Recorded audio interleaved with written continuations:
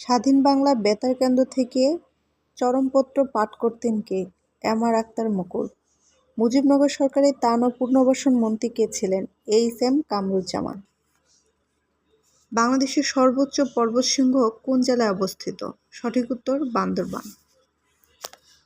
কোন দেশে বাংলা দ্বিতীয় রাষ্ট্রভাষার মর্যাদা পেয়েছে? সঠিক উত্তর হচ্ছে সিয়েরা লিওন। বাংলাদেশ কত সালে জাতিসংঘের সদস্যপদ লাভ করে? সঠিক উত্তর 1974 সালে। জাতিসংঘের কার্যকরী সভা কোনটি? সঠিক উত্তর হচ্ছে নিরাপত্তা পরিষদ।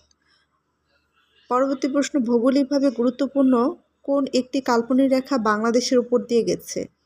সঠিক উত্তর হচ্ছে কর্কটক্রান্তি রেখা। 2012 সালে ইউনিসেফের তথ্য অনুযায়ী বাংলাদেশে 5 বছরের কম বয়সের শিশু মৃত্যুর হার কত? সঠিক উত্তর হচ্ছে 46 জন। এশিয়ার নোবেল খ্যাত ম্যাগসেসে 2012 সালে বাংলাদেশ থেকে পুরস্কৃত হয়েছেন কে? সৈয়দা রিজওয়ানা হাসান। পরবর্তী প্রশ্ন, 2016 সালে অলিম্পিক গেমস অনুষ্ঠিত হবে কোথায়? Rio de জেনিরোতে। সুনামির কারণ কি? সমুদ্রের তলদেশে ভূমিকম্প। নারিকা এক কি? নারিকা এক হচ্ছে খরা সহিষ্ণু একটি ধান। ইউনিক্স কি? ইউনিক্স কি? ইউনিক্স হচ্ছে একটি অপারেটিভ সিস্টেমের নাম। ডটার অফ পাকিস্তান বলা হয় কাকে? মালালা ইউসুফজাইকে। ইনসোমনিয়া কি? ইনসোমনিয়া হচ্ছে নিদ্রাহীনতাজনিত একটি রোগ। বাংলাদেশের প্রস্তাবিত গভীর সমুদ্র বন্দর কোথায় গড়ে তোলা হবে?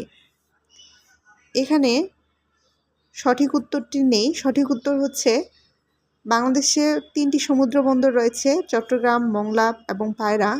এখানে চট্টগ্রামের সোনাদিয়ায় গড়ে ওঠার কথা ছিল, কিন্তু পরবর্তীতে কার্যক্রম বন্ধ হয়ে যায়। পরবর্তী প্রশ্ন, কোন দেশটি ল্যাটিন আমেরিকার অন্তর্ভুক্ত নয়? এখানে অপশনে সঠিক উত্তর নেই।